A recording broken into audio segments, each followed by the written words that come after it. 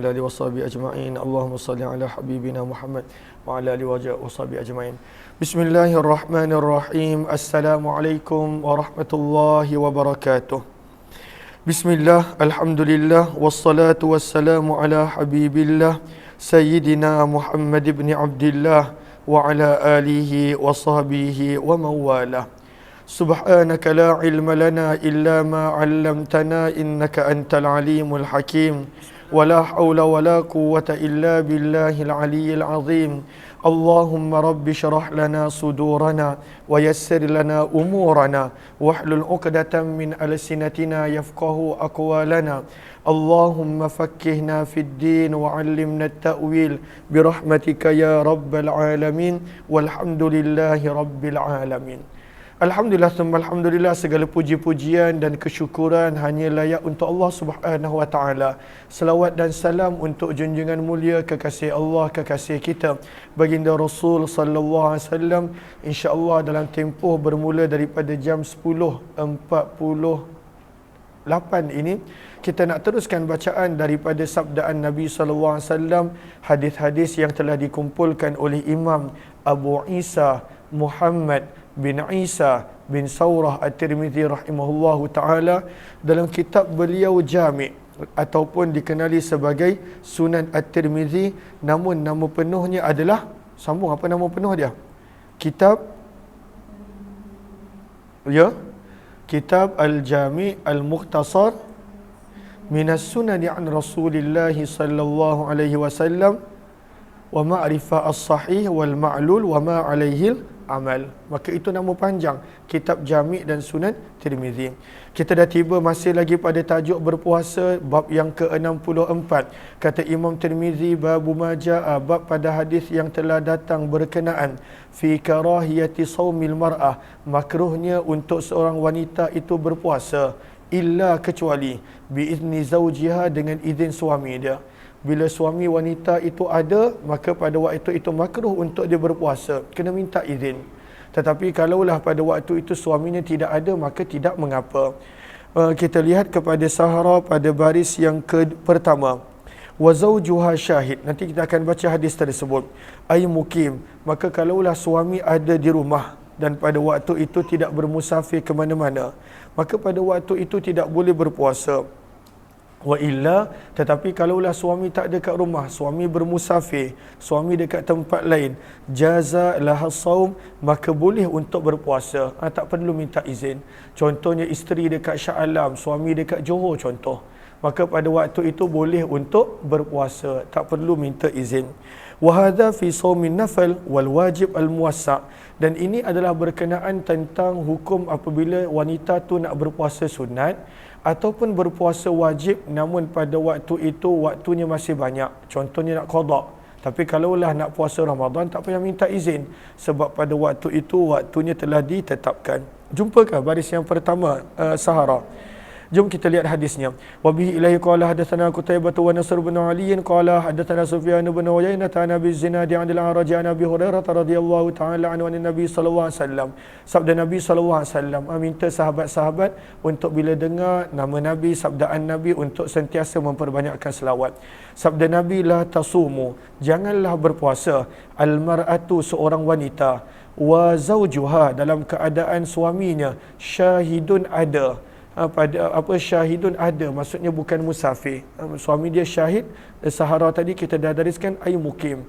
Wa zawjuha syahid ay wa zawjuha mukim, dalam keadaan suaminya ada di rumah dan bukan musafir. Yauman, sehari pun tak boleh, min ghairi, selain daripada puasa Ramadan, illa biiznih, kecuali dengan izin suami dia. Lalu kalaulah selain daripada puasa Ramadan, kena minta izin suami dia. Dan di dalam bab ini kata Imam Tirmizi ada juga riwayat daripada sahabat yang lain seperti Abdullah bin Abbas dan Abu Sa'id Al-Khudri radhiyallahu anhum. Berkata Imam Tirmizi, hadis Abi Hurairah, hadis Abu Hurairah adalah hadis hasan sahih.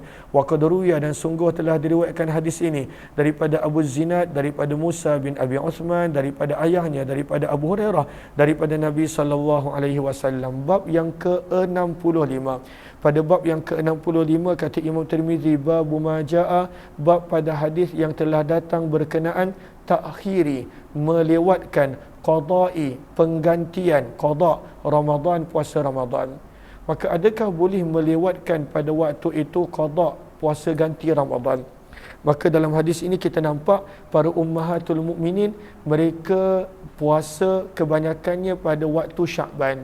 Bila waktu Sya'ban baru ummahatul mukminin puasa Ramadan yang tahun lalu yang mereka tak berpuasa kerana uzur haid dan sebagainya. Maka riwayat yang ke-774, namun sebelum daripada itu kita baca Arafah dulu. Maka kita lihat kepada Arafah, maka pada baris yang ketiga Arafah, jumpa tak? Okey. Maka kata para ulama, lau akhara qada Ramadan, kalaulah seseorang itu melewatkan puasa ganti Ramadan, qada Ramadan, ila sehinggalah andakhala Ramadan, masuknya Ramadan berikut, maka di sisi Imam Abu Hanifah falaisa alaihi illa al-qada. Imam Abu Hanifah kata hanya ada qada. Namun Imam Syafi'i ada dua pandangan, ada dua qaul. Ada pandangan mengatakan kalaulah seseorang itu melewatkan puasa Ramadan, contohnya Ramadan 2022, dia ada qada dan dia masih lagi belum ganti, maka kalaulah masuk dia Ramadan yang tahun ini 2023 dia masih belum ganti, maka dia kena qada dan kafarah. Dan ada pandangan yang kedua dalam mazhab Syafi'i, tidak perlu untuk kafarah. Tapi sebaik-baiknya janganlah masuknya Ramadan yang berikutnya dalam keadaan kita masih lagi belum menggantikan puasa. Lalu kepada sahabat-sahabat yang ada puasa ganti, yang mana kerana uzur, musafir, haid dan sebagainya, sepatutnya dah kena mula ganti. Ataupun nak buat seperti para ummahatul mukminin pun boleh. Mereka lewatkan sampailah kepada Sya'ban. Riwayat 774. Wa bi ilayhi qala hadatsana Qutaibah qala hadatsana Abu Awanah an Ismail Suddi an Abdullah al-Bahi an Aisyah radhiyallahu anha qalat, daripada Ummul Mukminin Aisyah radhiyallahu taala anha, beliau berkata, ma kuntu aqdi, tidaklah aku mengganti dan mengqada, ma yakunu alayya, apa yang menjadi wajib ke atasku, min Ramadan, daripada ganti Ramadan, illa fi Sya'ban, kecuali pada bulan Sya'ban. Dan sebab itu kita nampak akhlak Nabi pada bulan Sya'ban, Nabi puasa pada kebanyakan hari. Dan antara sebabnya kata para ulama, Nabi nak meraihkan para ummahatul mukminin yang pada waktu itu mereka pun berpuasa pada bulan Sya'ban. Lalu bila para ummahatul mukminin puasa pada bulan Sya'ban, Nabi pun berpuasa. Lalu isteri pun pada waktu itu tak jadi serba salah. Dia puasa tapi suami tak puasa. Ini akhlak Nabi SAW. Maka para ummatul mukminin bila mereka ada qada ganti Ramadan, mereka buat pada bulan Sya'ban, sebulan sebelum masuknya Ramadan. Kata Ummul Mukminin Aisyah, hatta tufiya Rasulullah, dan beginilah keadaan kami sehinggalah Nabi SAW wafat. Berkata Imam Tirmizi, hadis ini adalah hadis yang hasan sahih, dan sungguh telah meriwayatkan hadis ini Yahya bin Sa'id Al-Ansari daripada Abu Salamah daripada Ummul Mukminin Aisyah dengan riwayat yang lebih kurang sama. Bab yang ke-66 kata Imam Tirmizi, babu ma jaa, bab pada hadis yang telah datang fi fadlis saim, berkenaan kelebihan orang yang berpuasa, idza ukila indah, apabila ada orang makan di sisi dia. Dia puasa tapi ada orang makan dekat depan dia, di sisi dia, sebenarnya itu pun dapat pahala. Hadis yang ke-775. Wa bihi ilahi qala hadatsana Ali bin Hujair qala hadatsana Syariq an Habib bin Zaid an Laila an maulatiha anin Nabi sallallahu alaihi wasallam. Daripada Nabi sallallahu alaihi wasallam, beliau berkata, as-saim, orang yang sedang berpuasa, idza akala indahul mafatir, bila ada orang yang tidak berpuasa makan di sisinya, sallat alaihil malaikah, malaikat akan mendoakan ke atasnya. Lalu sabar. Kalaulah pada waktu itu ada orang yang tak puasa makan berhampiran dengan kita, dan pada waktu itu mereka contohnya kita puasa sunat, maka pada waktu itu malaikat akan mendoakan kita. Lalu kalaulah seseorang itu berpuasa dan ada orang makan di sisinya, kata Imam Tirmizi, dan telah meriwayatkan Syu'bah hadis ini daripada Habib bin Zaid, daripada datuknya daripada neneknya Ummu Umarah, daripada Nabi sallallahu alaihi wasallam, riwayat yang lebih kurang sama. Kata Imam Tirmizi pada riwayat 776, wa bi ilaihi qala hadatsana Mahmud bin Ghailan qala hadatsana Abu Dawud qala hadatsana Syu'bah an Habib bin Zaid qala sami'tu maulatan lana yuqalu laha Laila. Maka daripada Laila yang merupakan hamba yang telah dimerdekakan, tuhadithu, beliau telah meriwayatkan daripada Ummu Umarah yang merupakan anak perempuan kepada Ka'ab Al-Ansariyah radhiyallahu taala anha, sesungguhnya Nabi SAW dakhala alaiha, telah masuk ke sisinya, faqaddamat, maka beliau telah menghidangkan kepada Nabi SAW makanan. Faqala, maka Nabi pun bersabda, kuli, engkau pun makan. Faqalat, maka berkatalah wanita ini, inni saimah, aku tak makan sebab aku berpuasa wahai Rasulullah. Maka Nabi SAW bersabda, inna saimah, sesungguhnya orang yang berpuasa, tusalli alaihil malaikatu, malaikat mendoakan ke atasnya, idza ukila, apabila dimakan, indahu, di hadapan ataupun di sisinya orang lain, hatta yafrugu, sehinggalah mereka selesai makan. Sebab dia sabar, orang lain makan dan dia berada di hadapan dan dia sabar, sepanjang orang tersebut makan, maka berterusan malaikat akan mendoakan untuknya. Warubbama qal, dan perawi ragu, ada kadang-kala mereka meriwayatkan dengan perkataan hatta yashba'u, berterusan malaikat doakan sehinggalah orang yang makan itu kenyang. Berkata Imam Tirmizi, hadis ini adalah hadis hasan sahih dan ianya adalah lebih sahih daripada hadis riwayat Syarik sebentar tadi. Tapi janganlah pula kita jadikan alasan untuk kita sengaja makan depan orang puasa. Adabnya kita, jangan kita makan depan orang yang puasa. Tapi orang yang berpuasa, sabarnya mereka kena ingat malaikat mendoakan mereka. Berkata Imam Tirmizi, hadis ini adalah riwayat 777. Wa bi ilaihi qala hadatsana Muhammad bin Bashar qala hadatsana Muhammad bin Ja'far qala hadatsana Syu'bah an Habib bin Zaid an maulatil lahum yuqalu laha Laila. Maka nama hamba ini yang telah dimerdekakan namanya Laila, daripada Ummu Amarah, anak perempuan kepada Ka'ab Al-Ansariyah radhiyallahu anha, daripada Nabi SAW.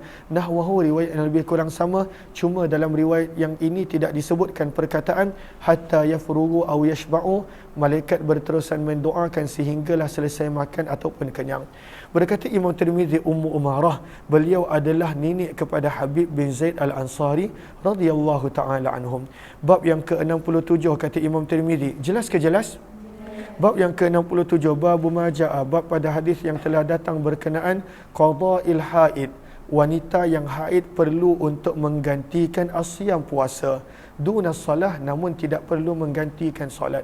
Maka apakah dalil dan riwayatnya? Riwayat 778. Wa bi ilai qala hadatsana Ali bin Hujr qala hadatsana Ali bin Musir an Ubaidah an Ibrahim an al-Aswad an Aisyah radhiyallahu anha qalat, daripada Ummul Mukminin Aisyah radhiyallahu taala anha, beliau berkata, kunna, adalah kami, nahidu, datang haid di sisi Nabi sallallahu alaihi wasallam, thumma nathur, kemudian kami telah bersuci, fayamuruna, maka bila kami bersuci, Nabi telah memerintahkan kami biqada'is siyam, untuk mengganti puasa, wala ya'muruna, dan Nabi sallallahu alaihi wasallam tidak menyuruh kami, kata Aisyah, biqada'is salah, untuk menggantikan salat.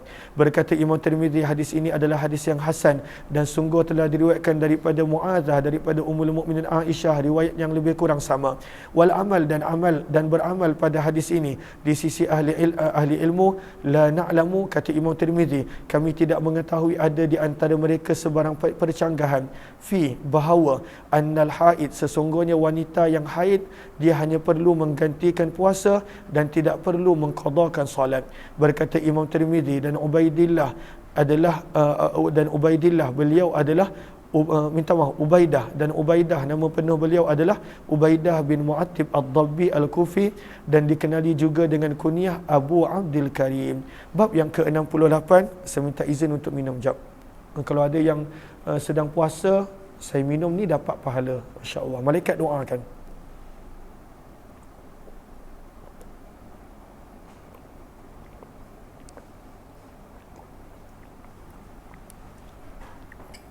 Bab yang ke-68, bab maja'a, bab pada hadis yang telah datang berkenaan karahiyati mubalaghatil istinsyaq lis-shaim, makruh untuk mubalaghah, berlebih-lebihan, al-istinsyaq, memasukkan air ke dalam hidung, lis-shaim, untuk orang yang berpuasa.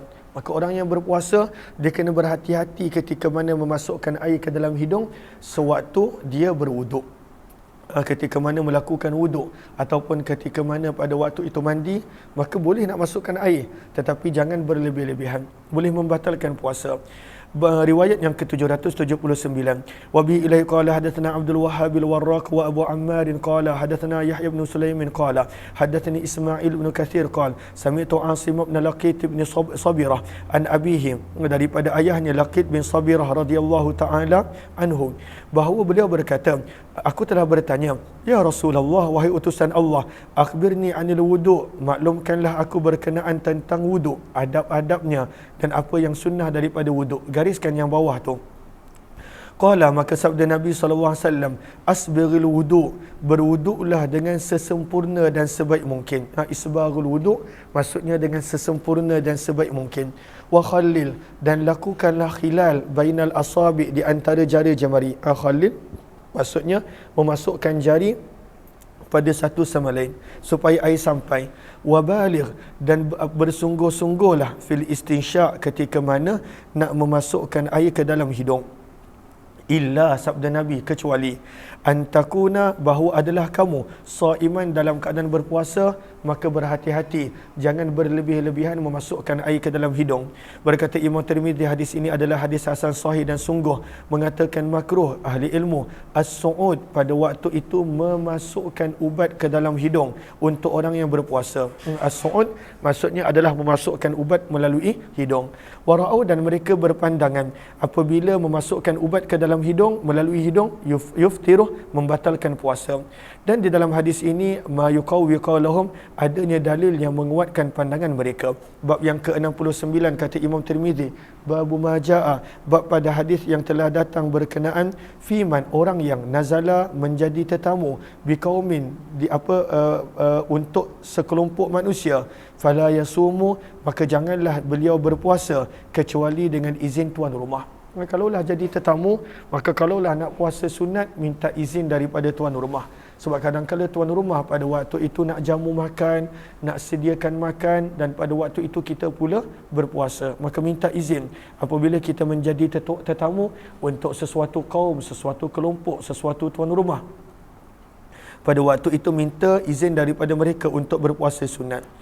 Riwayat 780, wa bi qala hadatsana Bishr bin Mu'adz al-Aqdi al-Basri qala hadatsana Ayyub bin al-Waqid al-Kufi an Hisham bin Urwah an abihi an Aisyah radhiyallahu anha qalat, kata Aisyah radhiyallahu taala anha, baginda Nabi sallallahu alaihi wasallam telah bersabda, man nazala ala qaumin, barang siapa yang menjadi tetamu di sisi sesuatu kelompok manusia, fala yasumanna, maka janganlah sesekali dia berpuasa tatawuan, puasa sunat, illa biiznihim, kecuali dengan izin mereka. Adapun puasa Ramadan, maka itu boleh, tidak ada masalah. Cuma puasa sunat minta izin terlebih dahulu.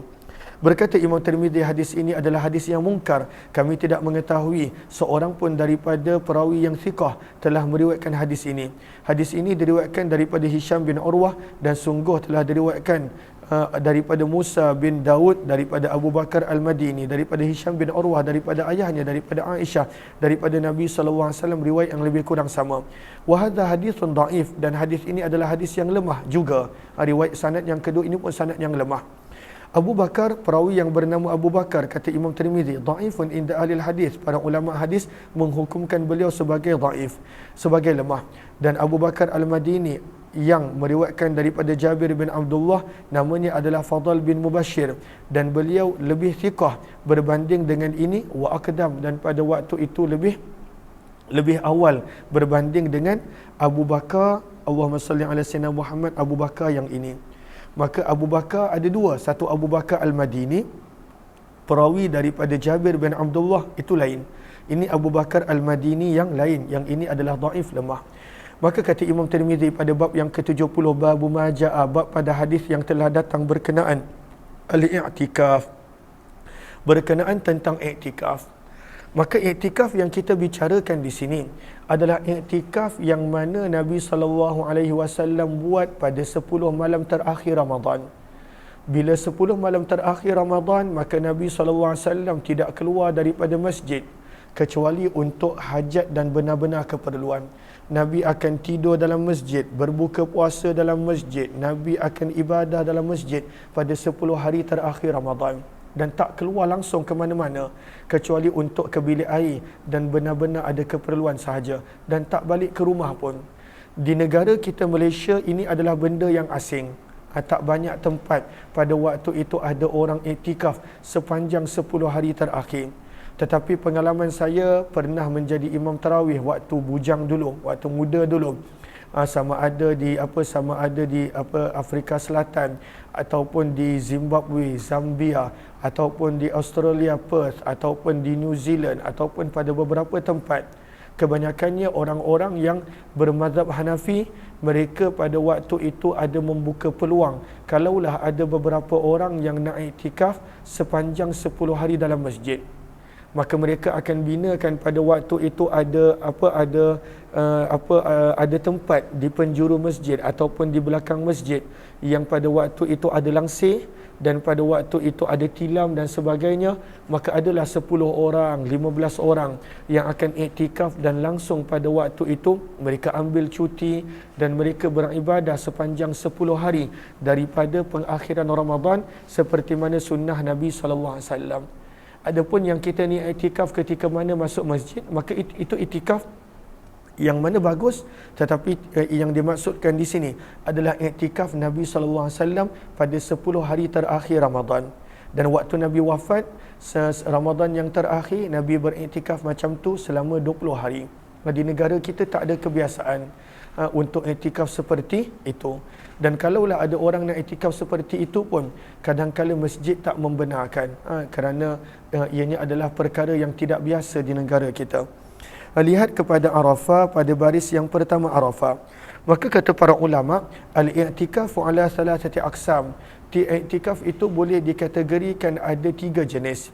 Yang pertama, i'tikaf yang wajib. Apakah i'tikaf yang wajib? Bila seseorang itu ada bernazar.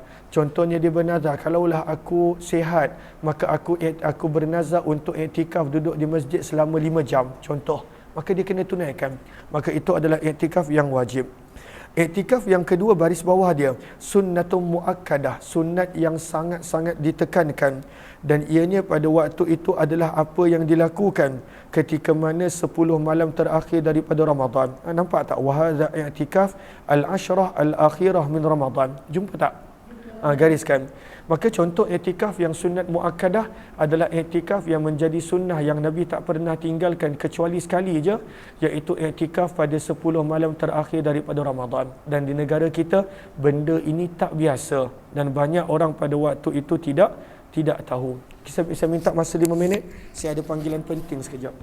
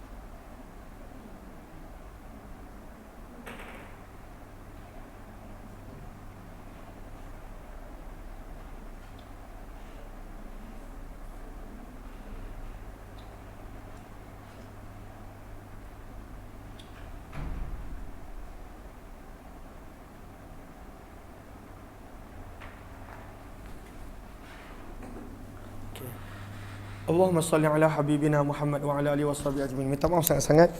Okey, minta maaf kepada semua. Tadi kita dah sebut tentang 3 jenis i'tikaf. I'tikaf yang wajib apabila nazar, i'tikaf yang sunat muakkadah pada 10 malam terakhir Ramadan yang merupakan sunnah yang Nabi tidak pernah tinggalkan kecuali hanya sekali. Dan kemudian yang ketiga adalah yang baris yang ketiga, wasalis an-nafilah, i'tikaf nafilah. Dan ini adalah i'tikaf yang tidak terikat dengan waktu. Kita duduk 1 minit dalam masjid pun kita boleh niat i'tikaf. Kita duduk antara maghrib dan isyak, itu pun kita boleh i'tikaf. Kita duduk contohnya daripada sebelum subuh sampailah matahari terbit, itu pun boleh niat i'tikaf. Maksudnya ini adalah antara 3 jenis i'tikaf.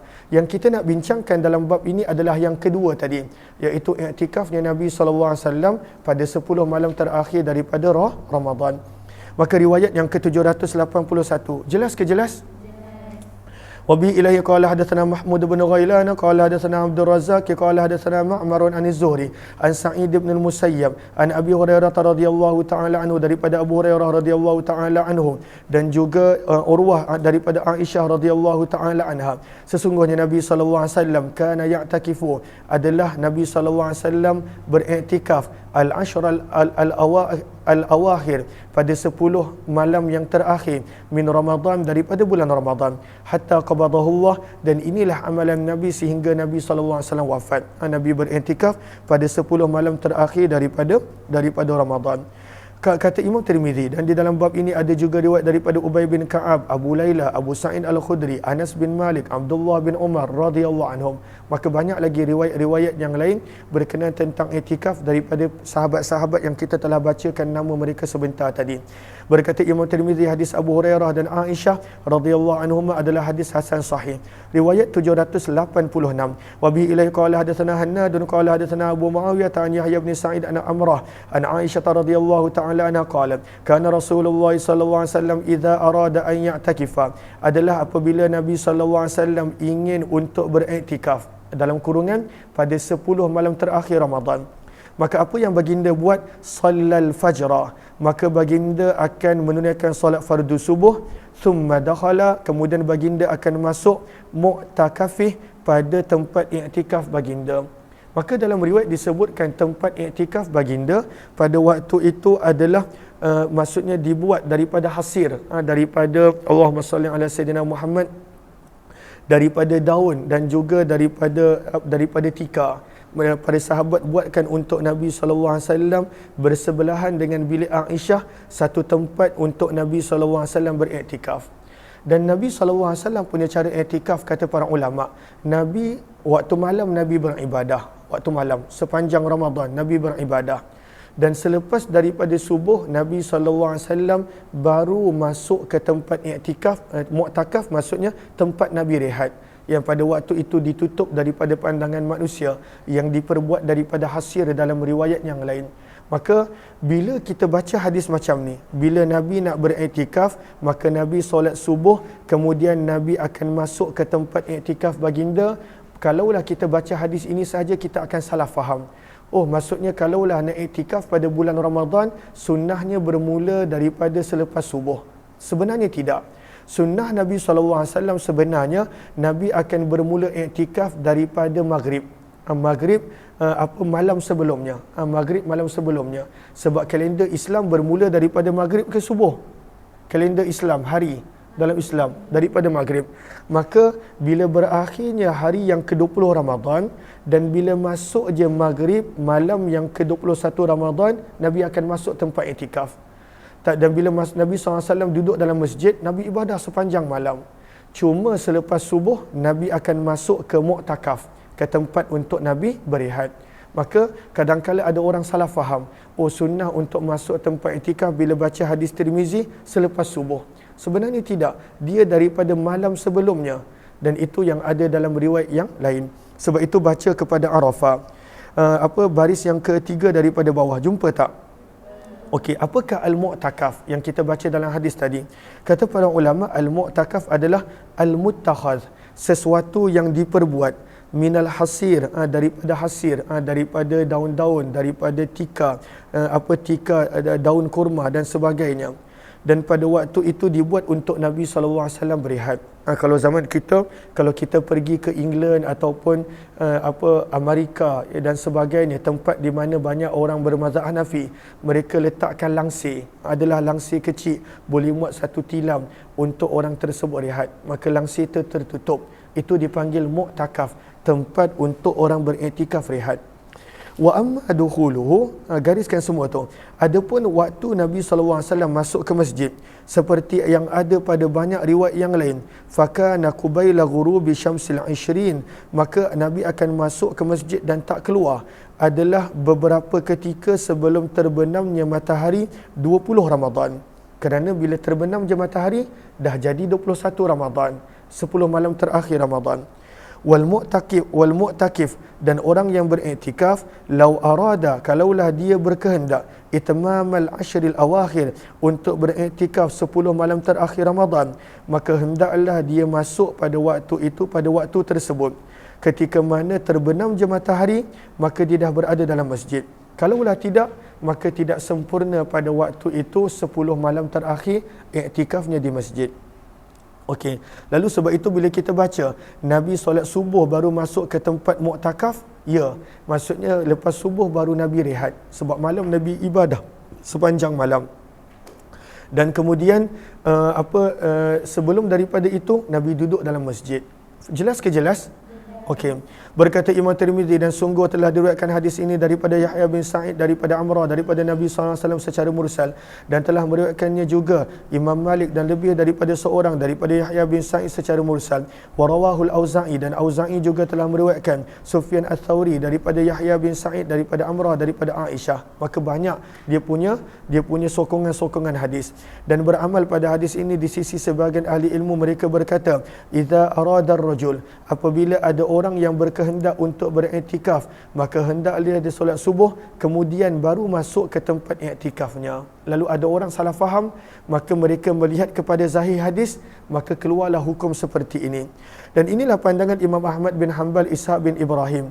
Namun sebahagian para ulama yang lain berkata, idza arada, apabila ingin untuk beriktikaf, faltaghib lahu syamsu, maka hendaklah ketika mana terbenam sahaja matahari, minal lailati, daripada malam, allati yuridu, yang dia berkehendak, ayya'takifa, untuk memulakan i'tikaf padanya, minal ghad, pada keesokan hari, maka matahari terbenam je, dia dah mesti masuk ke masjid. Waqad, dalam keadaan qa'ada, dia telah duduk fi mu'takafih, pada tempat i'tikafnya. Lalu ketika mana terbenam je matahari, contohnya 10 hari terakhir Ramadan, bermula 21, maka matahari hari yang ke-20 terbenam je, dia mesti kena ada dekat dalam masjid dah untuk i'tikaf. Kalaulah dia nak i'tikaf 10 hari terakhir Ramadan, seperti mana sunnah Nabi SAW. Dan inilah pandangan Sufyan Ats-Tsauri, Imam Malik bin Anas. Dan maksud riwayat 782, mereka tafsirkan bila Nabi sebenarnya dah ada dalam masjid daripada malam sebelumnya. Cuma Nabi hanya nak masuk berehat selepas daripada subuh. Bab yang ke-71, bab maja'a, bab pada hadis yang telah datang berkenaan Lailatul Qadar, malam Al-Qadar. Lihat kepada Arafah pada baris yang pertama. Kata para ulama, wa'lam anna fi Lailatul Qadri aqwal, ketahuilah bahawa berkenaan tentang malam Lailatul Qadar, pada waktu itu ada beberapa pandangan. Ada orang kat depan rumah saya ke? Ada orang kawan tu? Tak ada. Okey. Maka apakah pandangan dia? Wal jumhur, maka majoriti para ulama menyebut ianya berlaku pada bulan Ramadan. Itu satu. Kemudian pandangan yang kedua, ada yang mengatakan ianya berpusing-pusing.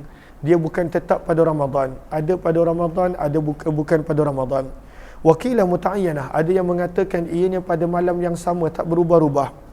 Kemudian daripada bulan Ramadan, summa arjaha al-ashr al-awakhir. Bila kita kata Lailatul Qadar pada bulan Ramadan, yang paling kita harapkan, kata para ulama, ianya berlaku pada 10 malam terakhir. Wa arjaha, daripada 10 malam terakhir, yang paling diharapkan al-autar, adalah pada malam-malam yang ganjil. Wa arjaha, daripada malam-malam yang ganjil, yang pada waktu itu diharapkan adalah malam yang ke-21, 23, 25 dan 27 Ramadan. 29 tak ada, yang paling diharapkan. Daripada malam ganjil yang 4 ini, wa arjaha, yang paling banyak pendapat dan paling diharapkan kata para ulama adalah malam yang ke-27 Ramadan. Maka ini adalah beberapa riwayat berkenaan tentang Lailatul Qadar. Okey, riwayat 783. Wa bi ilai qala hadatsana Harunul Ishaq al-Hamdani qala hadatsana Abdah bin Sulaiman bin Syam bin Urwah an Nabi Aisyah radhiyallahu anha qalat, daripada Ummul Mukminin Aisyah radhiyallahu taala anha, beliau berkata, kana Rasulullah sallallahu alaihi wasallam, adalah baginda Nabi sallallahu alaihi wasallam, yujawiru ni bahasa penduduk Madinah. Sebab itu lihat kepada Arafah, baris yang ketiga daripada bawah Arafah. Apakah yujawiru? Kata para ulama, wa'lam. Jumpa tak? Gariskan. Ketahuilah sesungguhnya antara bahasa-bahasa orang Arab Madinah, slang ataupun cara percakapan orang Madinah, bila mereka sebut al-mujawarah, maksudnya iktikaf. Satu. Bila mereka sebut al-bai', maksudnya adalah pada waktu itu sewa, al-ijarah. Bila orang Madinah zaman Nabi, adapun zaman sekarang tidaklah. Zaman sekarang kalau kita pergi Madinah, pada waktu itu cakap bahasa Melayu pun peniaga dah faham. Ini zaman Nabi.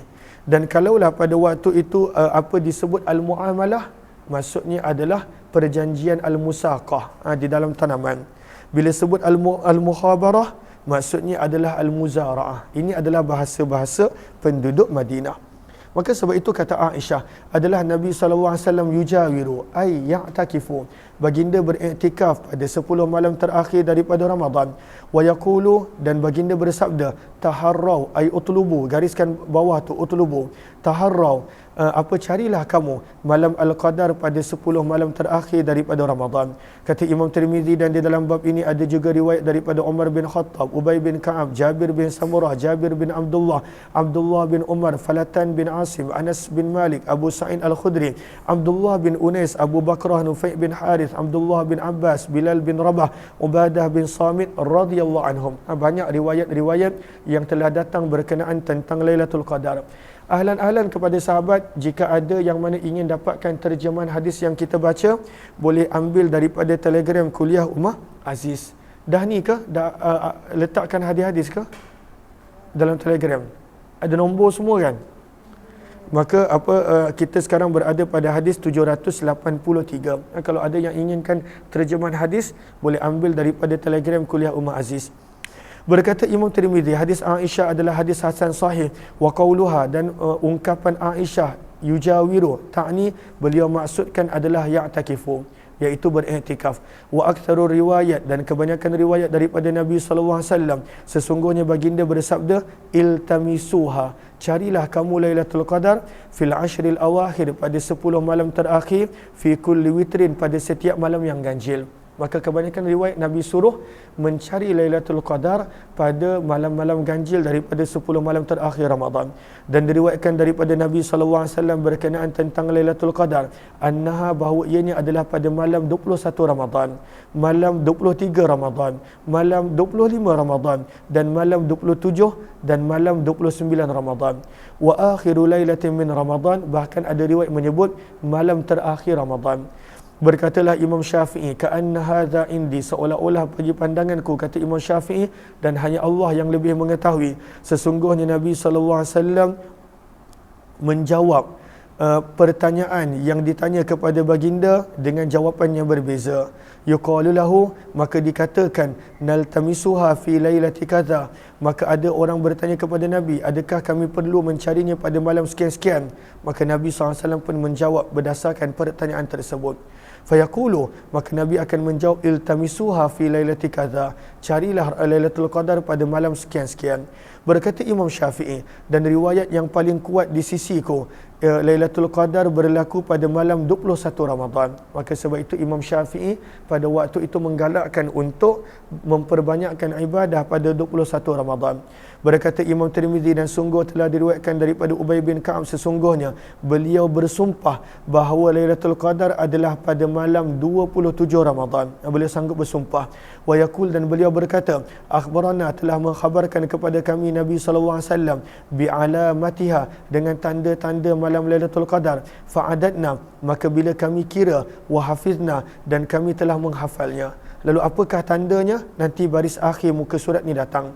Waruya, dan diriwayatkan daripada Abu Kilabah sesungguhnya beliau berkata, Lailatul Qadar itu berpindah-pindah pada 10 malam terakhir Ramadan.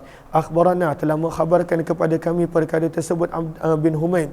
Beliau telah mengambil hadis daripada Abdul Razak, daripada Ma'mar, daripada Ayyub, daripada Abu Kilabah radhiyallahu taala anha dengan sanad ini.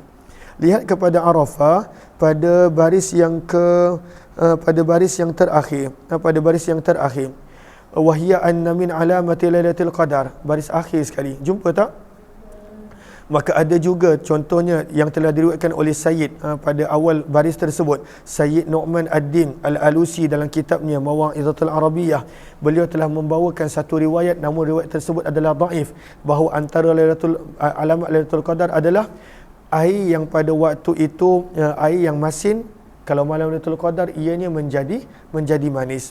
Dan yang kedua, pohon-pohon pada waktu itu tunduk sujud pada malam Al-Qadar. Ini antara tanda-tanda yang dinukilkan oleh Sayyid Nu'manuddin Al-Alusi. Kemudian kata Imam Tirmizi, riwayat 784, wa bi ilai qala hadatsana Wasil bin Abdul A'la Al-Kufi qala hadatsana Abu Bakr bin Ayyash an Asim bin Anzir qala qultu li Ubay bin Ka'ab, Aliyah, aku telah berkata kepada Ubay bin Ka'ab radhiyallahu taala anhum, anna alimta, daripada mana engkau tahu wahai Abul Munzir, sesungguhnya Lailatul Qadar itu adalah pada malam 27 Ramadan.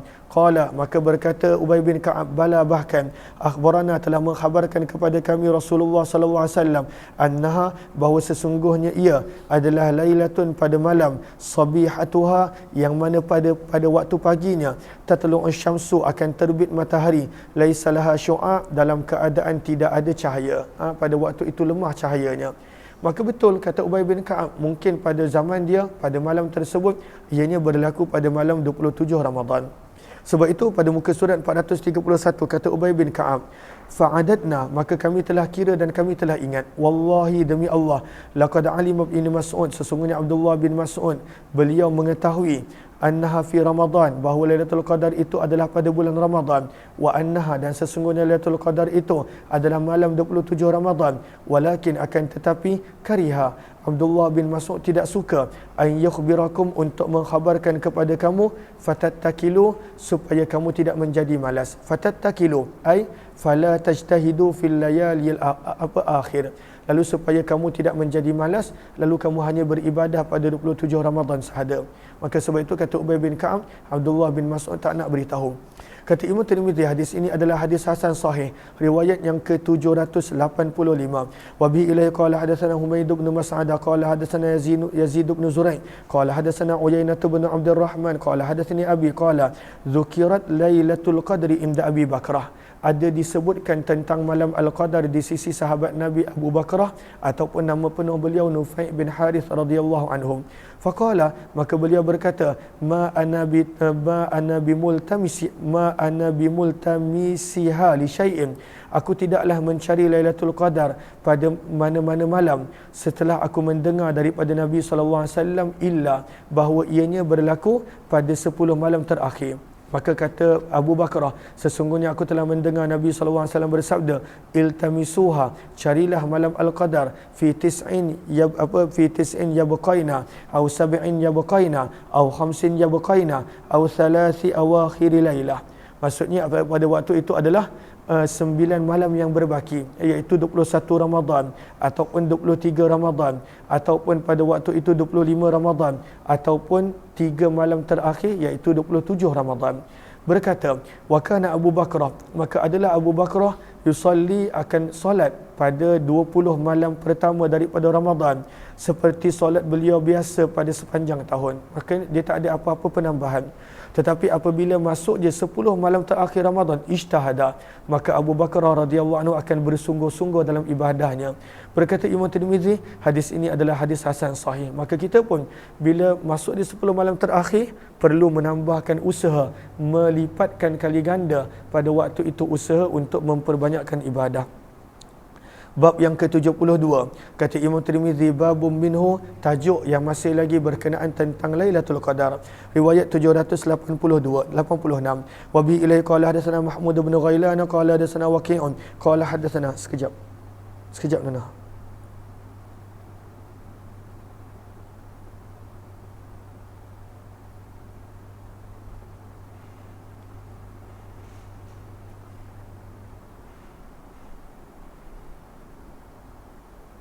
Okey, bagi Umi, Umi baca. 786.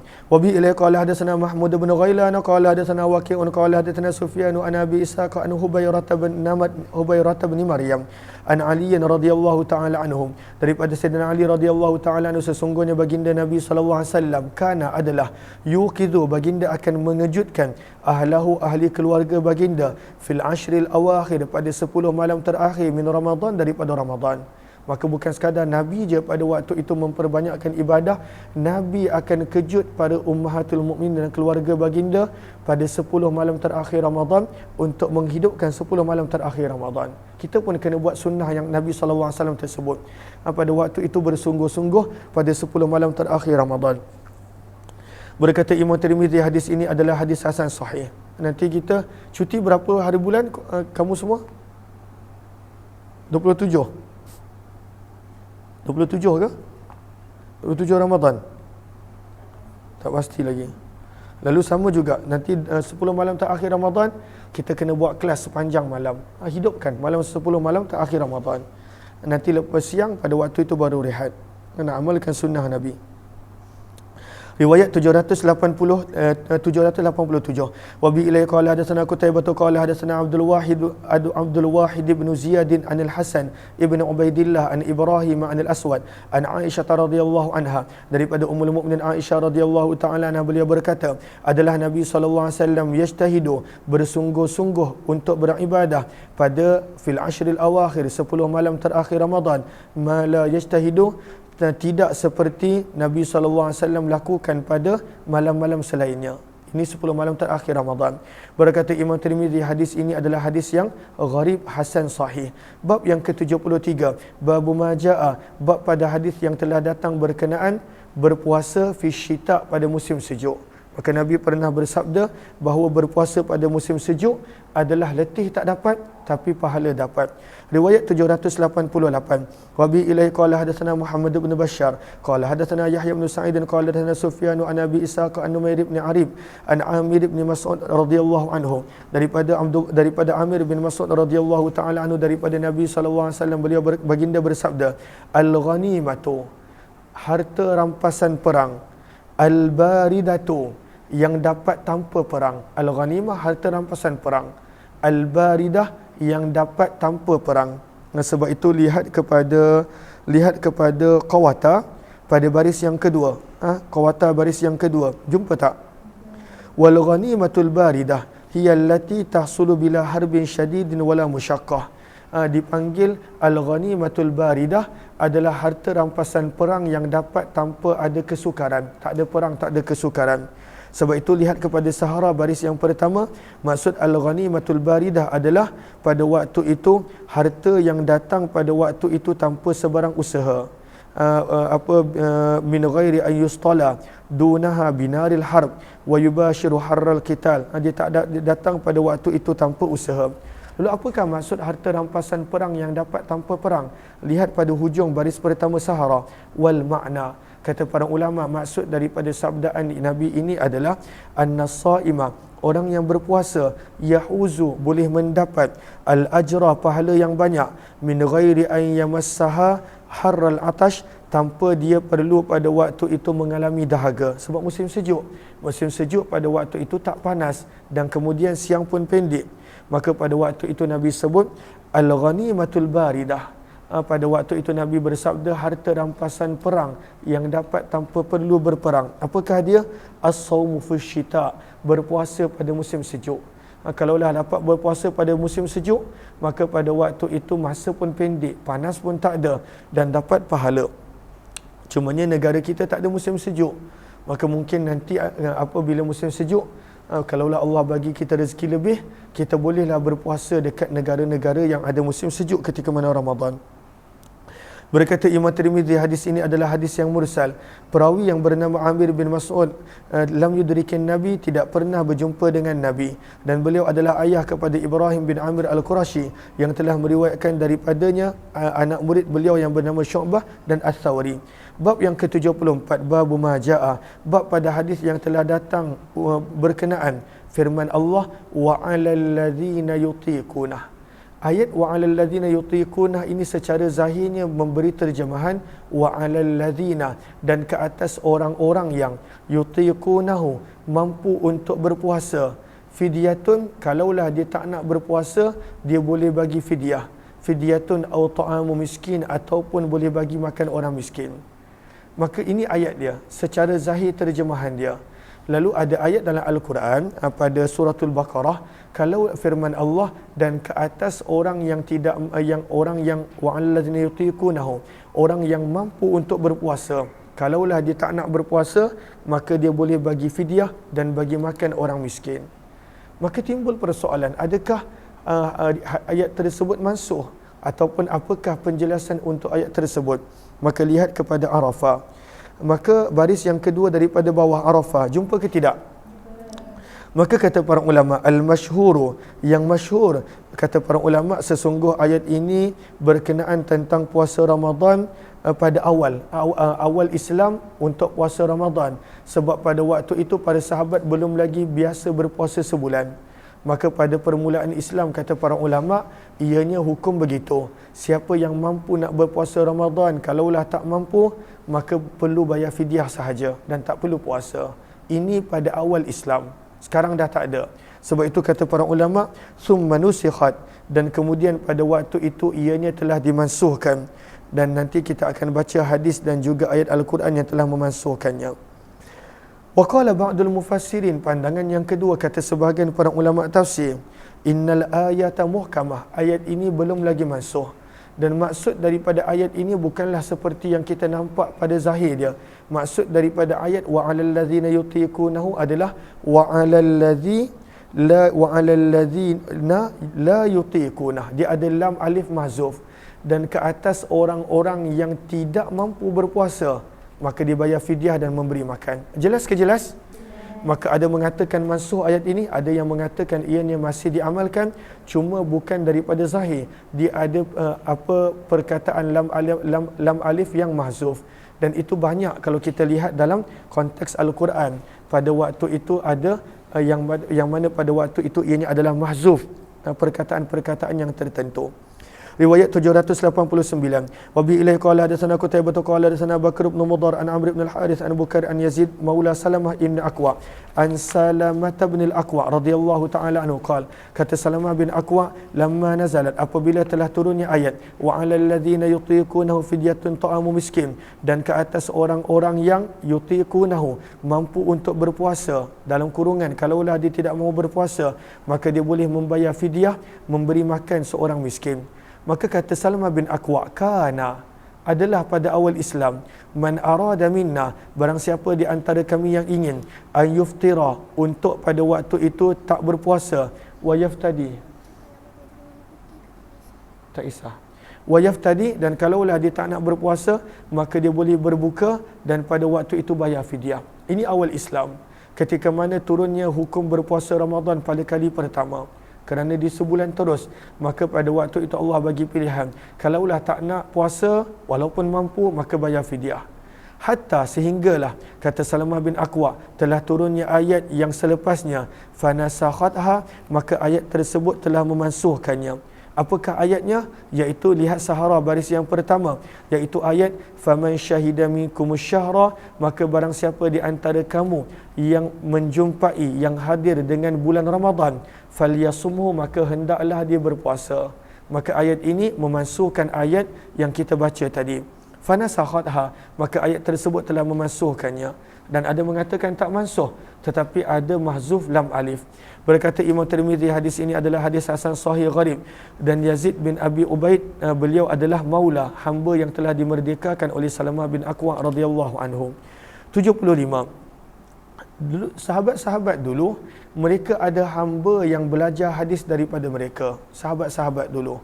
Lalu Umar bin Khattab ada hamba yang menjadi anak murid dia.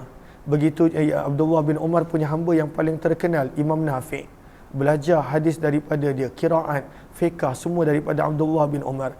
Abdullah bin Abbas pun ada hamba yang pada waktu itu belajar ilmu daripadanya. Uthman bin Affan pun ada. Ini Salamah bin Aqwa pun ada. Lalu itu orang-orang dulu. Kita kadang-kala anak-anak kita pada waktu itu tak dapat ilmu daripada kita. apatah lagi pada waktu itu hamba, ataupun zaman kita dah tak ada hamba, pekerja-pekerja kita, staf dan sebagainya. Lalu orang-orang dulu, mereka pada waktu itu ada hamba bukan untuk bekerja je. Hamba tersebut boleh jadi alim besar, boleh jadi ulama, macam Imam Nafi'. Kalau baca qiraat, jumpa nama Imam Nafi'. Kalau baca fiqh, Imam Malik punya fiqh, ada nama Imam Nafi'. Kalau baca hadis, jumpa Imam Nafi'. Padahal Imam Nafi' adalah seorang yang pada waktu itu asalnya hamba kepada Abdullah bin Umar radhiyallahu anhuma. Lalu pada sahabat dulu mereka ada hamba, mereka ajar ilmu. Sepatutnya kita pun kena lakukan perkara yang sama. Ajar anak kita ilmu yang kita tahu. Staf dan pekerja kalau ada, ajar kepada mereka ilmu yang kita tahu. Bab yang ke-75. Kata Imam Tirmizi, babu majaa, bab pada hadis yang telah datang, fiman, pada orang yang akala telah makan, summa kharaja, kemudian dia keluar untuk memulakan permusafiran. Maka zahir daripada hadis ini, zahir dia, kalau kita baca nanti, maka pada waktu itu orang, satu hukum dia adalah orang yang bermusafir boleh tak kalau dia tak nak puasa Ramadan? Orang yang bermusafir boleh tak? Boleh. Al-Quran sebut pada waktu itu kalaulah seseorang itu bermusafir maka dia boleh untuk tak berpuasa Ramadan. Tapi boleh tak dia mula makan sebelum keluar musafir? Sebelum keluar musafir dia mula makan. Maka kebanyakan para ulama kata tak boleh. Tetapi riwayat ni bagaimana? Riwayat ini sebelum keluar makan, zahirnya sebelum pada waktu itu mulakan musafir, masih lagi kat rumah, maka Anas bin Malik telah makan. Maka apakah maksudnya? Lihat kepada Sahara. Lihat kepada Sahara. Allahumma salli ala sayyidina Muhammad. Bukan Sahara, sekejap. Lihat kepada Arafah. Lihat kepada Arafah pada baris yang ke... Arafah ke mana? Sebentar.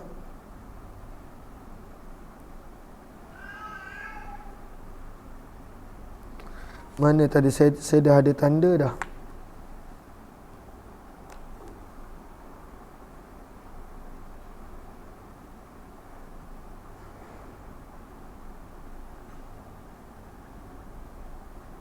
Allahumma salli ala sayyidina Muhammad wa ala alihi wa sahbihi ajma'in.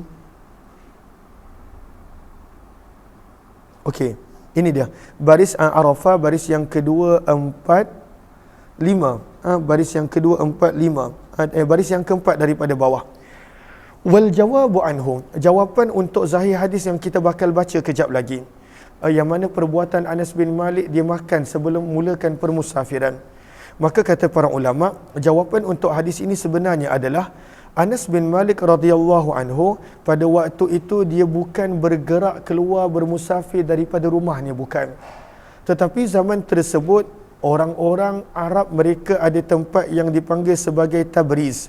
Sebagai Tabriz. Apakah itu Tabriz?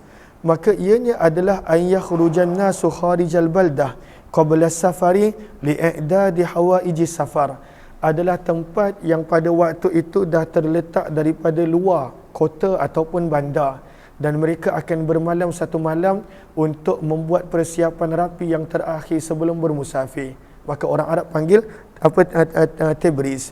Maka wa Tabriz adatul Arab, dan ini adalah kebiasaan orang Arab makrufah yang masyhurah kata para ulama. Maka perbuatan Anas bin Malik yang makan bukan makan daripada rumahnya, tetapi makan pada waktu itu daripada Tabriz, daripada tempat yang orang Arab akan tinggal satu malam sebelum memulakan perjalanan yang pada waktu itu sangat jauh. Istilahnya mereka duduk kat hotel dulu ataupun mana-mana tempat sebelum ambil flight zaman kita dan sebagainya. Sebab itu lihat kepada Syayakhah, baris yang pertama, maka kata para ulama, majoriti para ulama pada waktu itu menyebut la yajuzul iftar, tidak boleh berbuka selagi mana tidak keluar daripada negeri ataupun daripada sempadan kota. Kena keluar daripada Shah Alam dulu barulah boleh berbuka. Kena mulakan permusafiran dulu baru boleh. Dan ini kalau kita baca zahir hadis kita akan salah faham kalau kita baca zahir hadis. Dan kenapa para ulama tidak memilih zahir hadis daripada perbuatan Anas bin Malik? Banyak orang disuka pilih zahir hadis, dia ambil terjemahan, terus dia kata, kenapa para ulama tak ambil hadis macam ni? Bukan para ulama tak nampak hadis ini, tetapi kerana kata para ulama, Allahumma salli ala sayyidina Muhammad, wa kaifa yasihu biduni tajawuz, dan bagaimanakah nak mula makan sebelum mulakan permusafiran, sebelum keluar daripada kota?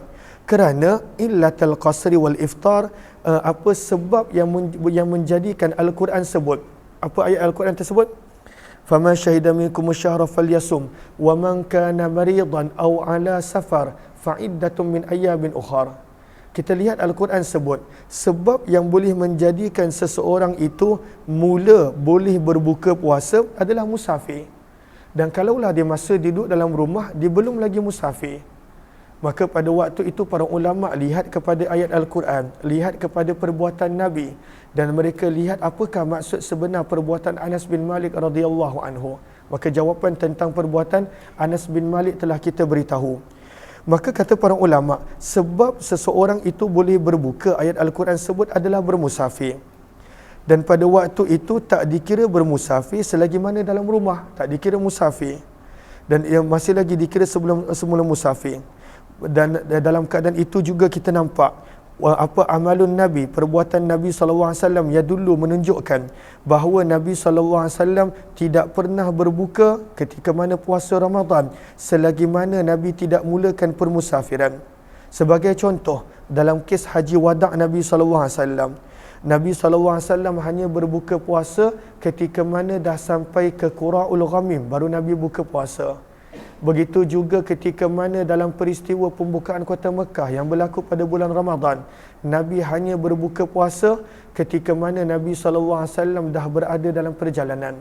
Maka perbuatan Nabi dan juga pada waktu itu dalil yang ada daripada Al-Quran, maka pada waktu itu yang diutamakan. Dan ada pun perbuatan Anas bin Malik yang kita akan baca, yang kebanyakan ulama pada waktu itu tidak memilih secara zahir, iaitu makan daripada rumah. Kata para ulama, rumah di sini bukanlah bermaksud rumah beliau di Madinah ataupun pada waktu itu di Basrah, tetapi yang dimaksudkan di sini adalah Tabriz, iaitu rumah tumpangan yang orang Arab menjadi kebiasaan. Mereka pada waktu itu akan melakukan persiapan sebelum memulakan perjalanan yang jauh. Jelas ke jelas? Dah garis ke semua tadi? Maka lihat kepada riwayat 790. Wa bi ilaihi qala hadatsana Qutaibah qala hadatsana Abdullah bin Ja'far an Zaid bin Aslam an Muhammad bin al-Munkadir an Muhammad bin Ka'ab annahu qala Ataitu Anas bin Malik, kata Muhammad bin Ka'ab, aku telah datang berjumpa dengan Anas bin Malik fi Ramadan, pada waktu itu bulan Ramadan, wa huwa yuridu safara, dan beliau pada waktu itu ingin memulakan perjalanan, wa qad ruhilat lahu rahilatuh, dan pada waktu itu telah dipersiapkan persiapan perjalanan untuknya, rahilatuh, pada kenderaan dia, tunggangan dia. Apakah rahilah? Rahilah adalah al-ba'irul qawi, unta yang kuat, yang pada waktu itu digunakan dalam permusafiran yang jauh, perjalanan yang jauh, dipanggil rahilah. Wala bisa, dan beliau telah memakai thiyabas safar, baju untuk bermusafir. Fada'a bi ta'amin, maka beliau telah minta makanan, fa'akala, dan makan. Maka kalaulah lihat kepada zahir hadis, Anas bin Malik makan dekat rumah, kata para ulama tidak. Anas bin Malik pada waktu itu sebenarnya makan di Tabriz, di tempat setelah beliau siap melakukan persiapan sebelum memulakan perjalanan yang jauh. Fakultu, maka berkata Muhammad bin Ka'ab, sunnah, adakah ini sunnah Nabi? Faqala, maka beliau berkata, sunnatun, inilah sunnah. Thumma rakiba, kemudian beliau memulakan perjalanan. Riwayat 791, wa bihi ilaihi qala hadatsana Muhammad bin Ismail qala hadatsana Sa'id bin Abi Maryam qala hadatsana Muhammad bin Ja'far qala hadatsani Zaid bin Aslam qala hadatsani Muhammad bin al-Munkadir an Muhammad bin Ka'ab qala, daripada Muhammad bin Ka'ab beliau berkata, aku telah datang berjumpa dengan Anas bin Malik pada bulan Ramadan. Maka disebutkan riwayat yang sama. Berkata Imam Tirmizi, hadis ini adalah hadis yang hasan, dan Muhammad bin Ja'far perawi adalah anak kepada Abu Kathir Madini dan juga seorang yang thiqah, dan beliau adalah saudara kepada Ismail bin Ja'far, dan Abdullah bin Ja'far, beliau adalah Abdullah bin Ja'far bin Najih, ayah kepada Ali ibn al-Madini, dan adalah Yahya bin Ma'in pada waktu itu mendhaifkan beliau, iaitu Abdullah bin Ja'far. Wa qad dhahaba, dan sungguh telah mengambil pandangan ini sebahagian daripada ahli ilmu daripada hadis ini. Maka mereka berkata, lil musafir, untuk orang yang bermusafir boleh untuk berbuka fi baitihi, di rumah sebelum keluar daripada rumah. Walaysa lahu, namun tidak boleh untuk mereka pada waktu itu mula mengqasarkan salat sehinggalah benar-benar telah keluar min jidaril Madinah, daripada tembok dan sempadan kota, awil qaryah, ataupun daerah dan kampung. Sebab itu kata para ulama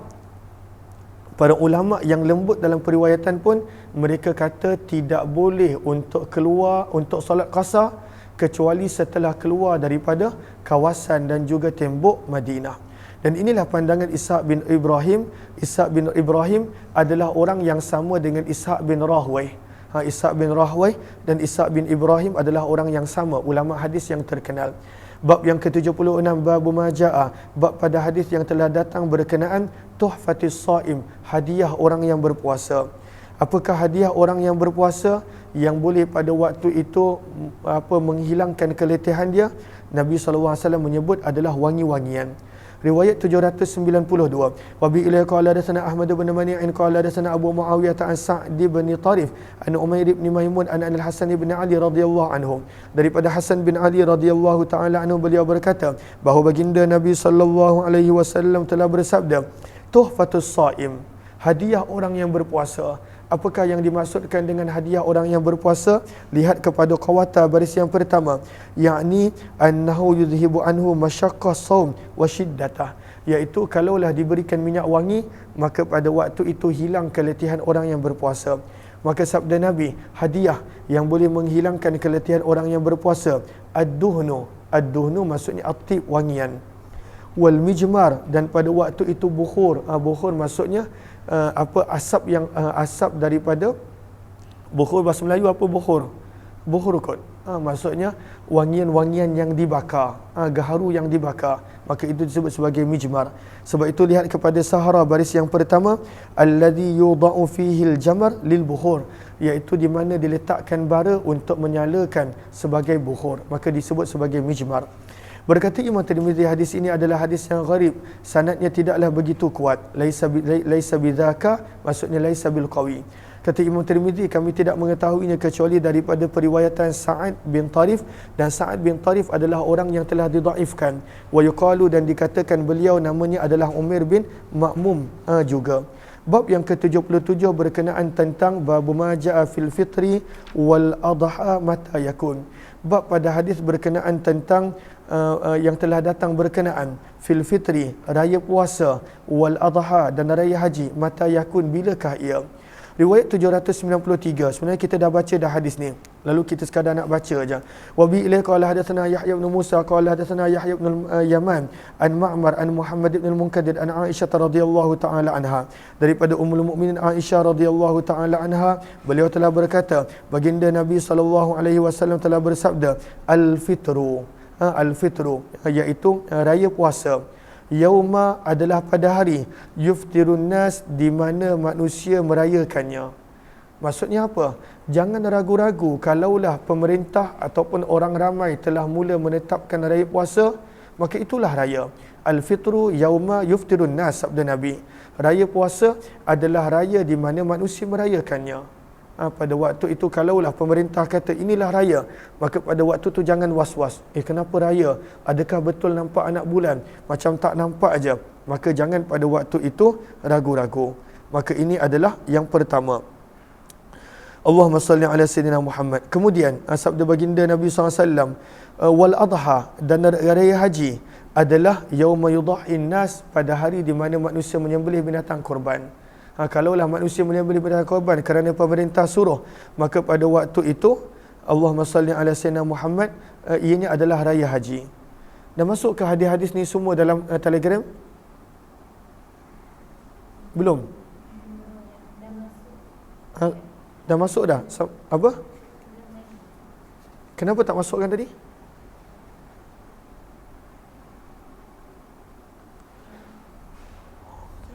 Dan kali masukkan lebih sedikit. Kita dah tahu berapa banyak muka surat yang kita kena baca, berapa banyak hadis yang kita kena baca. Takut ada orang nak jadikan sebagai rujukan, tak ada. Okey. Maka sebenarnya kita dah baca dah bab ni. Hadis ni pun kita dah baca. Kata para ulama, hadis ini nak menerangkan supaya jangan pada waktu itu ragu-ragu apabila pemerintah telah menetapkan pada waktu itulah hari puasa dan itulah hari raya puasa dan itulah hari raya haji. Berkata Imam Tirmizi, aku telah bertanya kepada Muhammad bin Ismail Imam Bukhari, maka aku telah bertanya kepadanya tentang Muhammad bin Munkadir. Adakah Muhammad bin Munkadir telah mendengar riwayat daripada Aisyah? Maka kata Imam Bukhari, ya. Yaqulu, beliau telah berkata pada hadisnya, sami'tu, aku telah mendengar Aisyah radhiyallahu taala anha.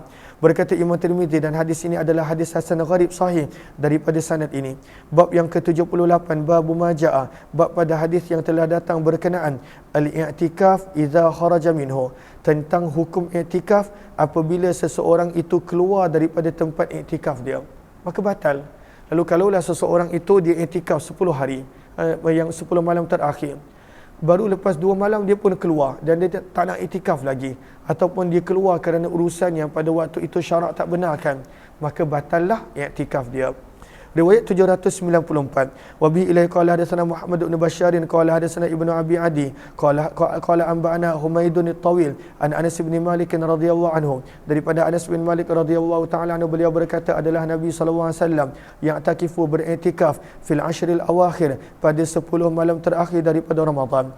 Falam ya'takif ama, maka ada 1 tahun yang Nabi tidak beriktikaf. Falamma kana fil amil muqbil, maka apabila datangnya Ramadan berikutnya, i'takafa, maka Nabi telah beriktikaf selama 20 hari. Berkata Imam Tirmizi, hadis ini adalah hadis yang hasan gharib sahih daripada periwayatan Anas bin Malik radhiyallahu anhu, dan telah berbeza pendapat ahli ilmu berkenaan tentang orang yang beriktikaf apabila dia memutuskan iktikafnya sebelum sempurna berdasarkan apa yang dia telah niatkan. Contoh, dia niat 10 malam akhir Ramadan, lepas 2 malam dia tak nak iktikaf dah, dia batalkan. Maka adakah dia kena qada ataupun tidak? Faqala, maka sebahagian ahli ilmu berkata, idza naqada, apabila seseorang itu membatalkan i'tikafnya sebelum sempurna, wajib ke atasnya qada. Wahtaju, dan mereka menjadikan hadis yang kita baru baca tadi sebagai dalil. Sesungguhnya Nabi SAW kharaja, telah keluar min i'tikafih, daripada tempat i'tikaf baginda, fa'takafa, maka Nabi telah beriktikaf 10 hari daripada bulan Syawal. Dan inilah pandangan Imam Malik. Imam Malik kata, kalaulah dah niat 10 malam akhir Ramadan, kalaulah pada waktu itu tak buat, maka kena qada dan ganti. Beliau berkata Nabi buat begitu. Wa qala ba'dhum, namun sebahagian para ulama yang lain berkata, illam yakun alaihi nadhru i'tikaf, kalaulah tidak ada ke atasnya pada waktu itu nazar sebarang i'tikaf, au syai'un, ataupun sesuatu apa pun, au jabahu, yang dia telah wajibkan ke atas dirinya, wa kana mutatawwi'an, dan itu adalah sekadar i'tikaf sunat, fa kharaja, maka dia pun keluar, dia tak nak teruskan i'tikaf. Falaisa, maka tiadalah alaihi, kewajipan ke atasnya, syai'un, sesuatu pun, an yaqdiya, yang perlu untuk dia qada, illa, kecuali an yuhibba, jika dia suka, zalika, untuk melakukan perkara tersebut, ikhtiyaran minhu, sebagai satu pilihan daripadanya. Kalaulah dia sendiri nak buat boleh, tapi tidak ada qada untuk amalan yang sunat.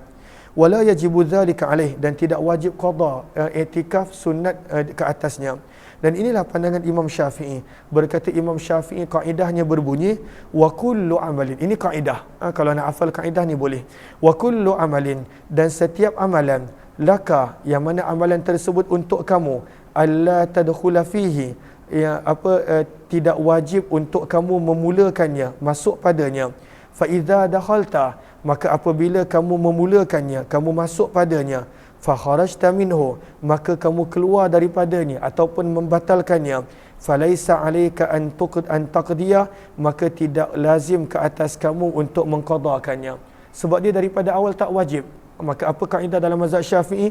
Kullu amalin laka alla tadkhula fihi, fa idza dakhalta fihi fa kharajta minhu falaysa alayka an taqdiya. Mana-mana amalan daripada awal tak wajib, kalaulah kita mula melakukan amalan tersebut kemudian kita batalkan, maka tidak ada sebarang qada. Maka ini kaedah dalam mazhab Syafi'i.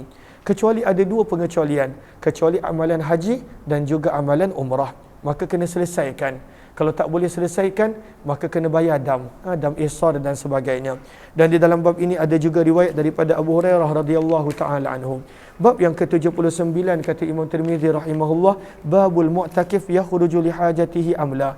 Bab pada hadis yang telah datang berkenaan, adakah orang yang beriktikaf boleh keluar untuk menunaikan hajatnya ataupun tidak? Jawapannya boleh. Apakah antara hajat-hajatnya? Maka lihat kepada Arafah, Allahumma salli ala sayyidina Muhammad, baris yang pertama. Maka pada waktu itu dia boleh keluar lihajah syar'iyyah, sama ada hajat yang dibenarkan oleh syarak, atau tab'iyyah, ataupun hajat semula jadi. Maka pada waktu itu apakah contohnya? Nak pergi bilik air, pada waktu itu nak mandi dan sebagainya. Maka pada waktu itu boleh.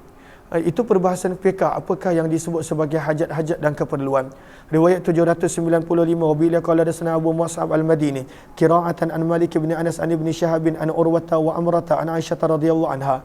Daripada Aisyah radhiyallahu taala anha, sesungguhnya beliau berkata, kana Rasulullah sallallahu alaihi wasallam, adalah Nabi sallallahu alaihi wasallam, idza takafa, apabila beriktikaf, adna ilayya, baginda akan mendekatkan kepadaku ra'sahu, kepala baginda yang mulia. Maka badan Nabi dalam masjid cuma hujung kepala je Nabi masukkan melalui pintu rumah Aisyah. Faurajiluh, maka pada waktu itu Aisyah akan menyikatkan rambut Nabi SAW. Ini pada waktu itu akhlak para ummahatul mukminin dan juga Nabi. Maka Nabi pada waktu itu rambut Nabi, isteri Nabi sikat. Saya tak adalah macam tu, sebab saya sentiasa rambut pendek. Tapi kalaulah ada isteri-isteri yang suami dia rambut panjang, maka pada waktu itu tolonglah sikat rambut untuk suami, dan suami pun boleh buat untuk isteri. Wa kana la yadkhulul baita, kata Aisyah, dan Nabi tidak pernah masuk ke rumah illa kecuali li hajatil insan, untuk keperluan dan hajat. Apakah keperluan dia? Sahara, baris yang pertama, contohnya buang air kecil, air besar, begitu juga mandi wajib dan sebagainya. Berkata Imam Tirmizi, hadis ini adalah hadis hasan sahih. Beginilah yang telah diriwayatkan oleh lebih daripada seorang, daripada Malik bin Anas, daripada Ibnu Syihab, daripada Urwah, daripada Amrah, daripada Aisyah radhiyallahu anha. Was sahih, dan yang sahih adalah daripada Urwah dan Amrah. Macam yang kita baca tadi, Urwah dan Amrah, bukan Urwah dari Amrah. Mereka ni sezaman, bukan pada waktu itu, ada satu dan selepas. Maka kata Imam Tirmizi, dan yang sahih adalah riwayat Urwah dan Amrah, bukan Urwah dari Amrah, daripada Aisyah. Beginilah yang telah diriwayatkan oleh Lais bin Sa'ad, daripada Ibnu Syihab, daripada Urwah dan Amrah, daripada Aisyah. Wa bihi ilai qala hadatsana bidzalika Qutaibah al-Laitsi wal amalu ala hadza, dan beramal pada hadis ini di sisi ahli ilmu, idza takafa ar-rajul, apabila seseorang itu beriktikaf, alla yakhruja, maka tidaklah dia boleh keluar daripada tempat iktikafnya kecuali li hajatil insan, untuk keperluan-keperluan manusiawi. Wa ajma'u, dan para ulama bersepakat ala hadza, pada perkara ini, bahawa sekiranya dia keluar, bahawa dia boleh untuk keluar menunaikan keperluannya untuk buang air kecil dan air besar. Thumma ikhtalafa, kemudian telah berbeza pendapat ahli ilmu berkenaan tentang iadatil marid, adakah orang yang iktikaf pada 10 malam terakhir Ramadan boleh menziarahi orang yang sedang sakit, wa syuhudil jum'ah, ataupun boleh tak menghadiri solat Jumaat, wal janazah, dan solat jenazah, lil mu'takif, untuk orang yang beriktikaf. Kerana dulu ada je masjid walaupun tak ada solat Jumaat. Cuma ni zaman kita di Malaysia, kalaulah masjid, nama dia mesti solat Jumaat. Tapi sebenarnya dalam fiqh tidak. Kalaulah seseorang itu pada waktu itu dia nak buat masjid walaupun tak ada solat Jumaat, boleh. Ianya bergantung kepada niat dia. Cumanya di negara kita, mana-mana yang tak ada solat Jumaat, nama tak boleh masjid, nama mesti surau. Kalaulah masjid, mesti ada solat Jumaat. Tapi di negara lain tidak begitu. Dan itulah yang kebiasaan daripada zaman dulu. Maka kalaulah seseorang itu beriktikaf dekat satu masjid yang tak ada solat Jumaat, adakah dia boleh keluar untuk solat Jumaat? Maka ini perbincangan para ulama. Fara'a, maka berpandangan sebahagian daripada ilmu daripada kalangan sahabat Nabi dan selain mereka, bahawa orang yang beriktikaf boleh untuk menziarahi orang yang sakit, menghantar jenazah, menghadiri solat fardu Jumaat apabila pada waktu itu dia telah meletakkan syarat begitu. Dan inilah pandangan Sufyan Ats-Tsauri dan Abdullah bin Mubarak. Sementara itu sebahagian yang lain berkata, dia tidak boleh untuk melakukan perkara-perkara tersebut. Wara'au, dan mereka berpandangan untuk orang yang beriktikaf apabila dia berada di sesuatu bandar yang ada padanya solat Jumaat, maka tidak sah iktikafnya kecuali dia mesti iktikaf di masjid solat Jumaat tersebut. li'annahum, kerana sesungguhnya mereka berkata makruh untuk dia keluar daripada tempat iktikafnya. Walam yarau, dan mereka tidak berpandangan, walam yarau lahu an yatrukal jum'ah, dan mereka berpandangan mereka berpandangan tidaklah boleh untuk dia meninggalkan solat Jumaat. Faqalu, maka mereka berkata, para ulama, la ya'takif, tidak boleh iktikaf kecuali di masjid yang ada solat Jumaat sahaja. Hatta la yahtaj, supaya tidak perlu untuk keluar daripada tempat iktikafnya kecuali untuk keperluan yang benar-benar penting untuk manusia, seperti buang air kecil dan air besar. Lianna khurujahu, kerana bila seseorang itu keluar tanpa sebarang keperluan manusiawi, qat'un, maka itu membatalkan iktikaf di sisi mereka. Sebab itu di negara kita tak banyak orang iktikaf 10 malam terakhir Ramadan. Sebab ianya memang susah, kena duduk kat masjid je, beribadah, beriktikaf. Dan itulah yang Nabi SAW buat setiap tahun Ramadan, kecuali hanya sekali. Dan Nabi gantikan itu dengan Ramadan yang terakhir daripada sebelum Nabi wafat, dengan Nabi beriktikaf sebanyak 20 hari. Dan inilah pandangan Imam Malik, Imam Syafi'i. Berkata Imam Ahmad, la ya'udul marid, tidak boleh menziarah orang sakit, tidak boleh menghantar jenazah, ala hadis Aisyah, berdasarkan hadis riwayat Aisyah. Dan berkata Ishaq, ini syarata, jika beliau meletakkan syarat untuk buat, maka boleh untuk dia menghantar jenazah dan menziarah orang sakit. Bab yang ke-80, babu maja'a, bab pada hadis yang telah datang berkenaan tentang berdiri malam pada bulan Ramadan. Berdiri malam pada bulan Ramadan, apakah riwayat dia? Kita sambung jam 12.30 nanti, insya-Allah. Kita sambung jam 12.30 daripada bab yang ke-88. Terima kasih semua, jumpa lagi insya-Allah.